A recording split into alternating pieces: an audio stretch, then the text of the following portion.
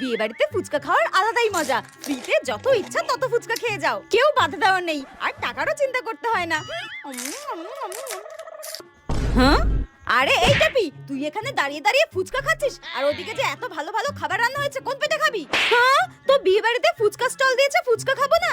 আরে এই বিয়ে বাড়িতে খাসির মাংস রান্না হয়েছে রে, আর তুই খাসির মাংস ছেড়ে দিয়ে ফুচকা খেয়ে পেট ভরাচ্ছিস? হ্যাঁ, কিন্তু মা, তুমি যে সেদিনকে বললে টাকা দিয়ে বেশি ফুচকা খেতে নেই, বিয়ে বাড়িতে একদম পেট ভরে ফুচকা খেতে হয় ফ্রিতে, আমি তো তাই করছি। শোন, সে যা বলেছি, এখন চল খাসির মাংস খেতে হবে। আমি পুরো কাচের বাটি সেট দিয়েছি, সেটা উসুল করতে হবে না? চল তাড়াতাড়ি চল। হ্যাঁ, খাসির মাংস খাবো বলে কি আমি ফুচকা খেতে পারবো না নাকি? ফুচকা আমার কত প্রিয়, আমি ফুচকাই খাবো। পাতাটা রাখ আর চল দুজন মিলে চিকেন পকোড়া খেয়ে আসি। চল, একদম বাটি ভরে নিয়ে আসবো। চল চল। ধুর, আমি তো ফুচকাই খাবো, তুমিও খেয়ে দেখো মা, দারুণ হয়েছে।